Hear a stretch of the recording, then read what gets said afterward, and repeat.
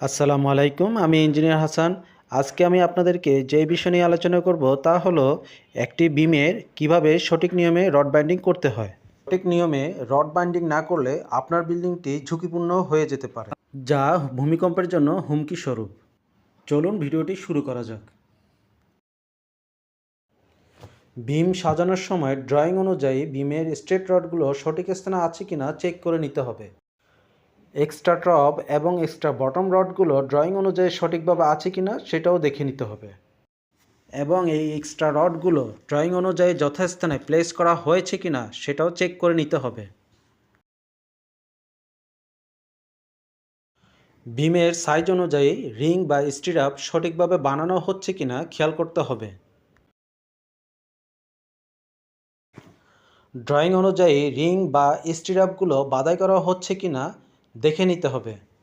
Drawing অনুযায়ী ring বা স্টিরাপগুলো L/3 অথবা L/4 অনুযায়ী বাধাই করা হচ্ছে কিনা দেখতে হবে, অর্থাৎ কলামের কাছাকাছি অংশে রিং থাকলে সেগুলো 4 ইঞ্চি পরপর হবে এবং মাঝের জায়গাগুলো 6 ইঞ্চি অথবা 7 ইঞ্চি অথবা ড্রয়িং অনুযায়ী হবে।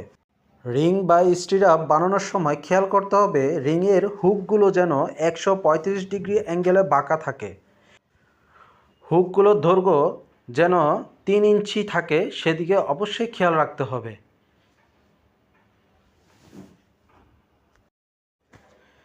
রিং বসানোর সময় খেয়াল রাখতে হবে যেন রিংয়ের হুক এক পাশে হলে এর পরেরটি যেন তার বিপরীত পাশে হুক হয়, সেটা অবশ্যই খেয়াল রাখতে হবে।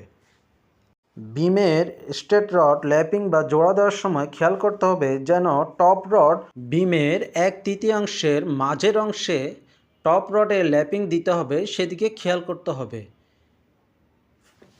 অর্থাৎ মাঝের অংশে ল্যাপিং বা জোড়া দিতে হবে। বিমের বটমে স্ট্রেট রডের ক্ষেত্রে 1/3 প্রথম অংশে ল্যাপিং দিতে হবে। বটম অংশের ল্যাপিং মাঝে দেওয়া কখনোই উচিত নয়। এটি ভূমিকম্পের জন্য খুবই ঝুঁকিপূর্ণ এবং বিমও ফেল করতে পারে।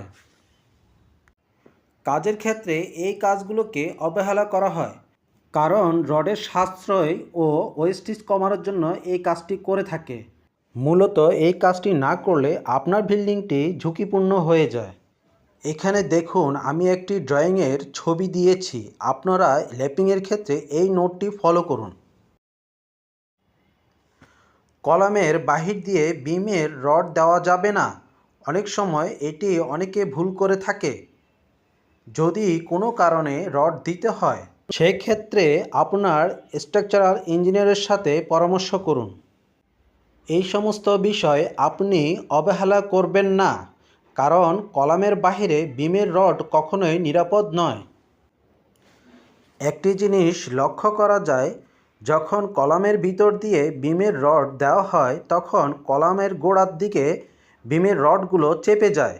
সেই ক্ষেত্রে রিংগুলো ফাঁকা অথবা আনসাইজ হয়ে যায়। তাই এই জায়গার 3-4টি রিং আগে থেকে রিসাইজিং করে রাখতে হবে, তখন এই জায়গার রিংগুলো সুন্দর ও মজবুতভাবে লেগে থাকে। বিম বাঁধার কাজ শেষ হলে বিম যখন ফর্মওয়ার্কের মধ্যে ছাড়া হবে তখন 3 দিকে ক্লিয়ার কভার যেন থাকে সেদিকে খেয়াল রাখতে হবে। আমরা সাধারণত 1.5 ইঞ্চি করে কাভারিং দিয়ে থাকি। কাভারিং আরসিসি কাজের জন্য খুবই গুরুত্বপূর্ণ একটি অংশ। কাভারিং সঠিকভাবে না দিলে আপনার বিল্ডিংয়ের রডের দ্রুত মরিচা চলে আসবে। আমার এই ভিডিওটি দেখার জন্য অনেক ধন্যবাদ। আমার এই চ্যানেলটি সাবস্ক্রাইব করুন, লাইক, শেয়ার এবং বেল আইকনে ক্লিক করুন এবং কমেন্ট করুন, যাতে করে আমি আপনাদের জন্য আরও নতুন নতুন গুরুত্বপূর্ণ ভিডিও তৈরি করতে পারি। ধন্যবাদ। আসসালামু আলাইকুম।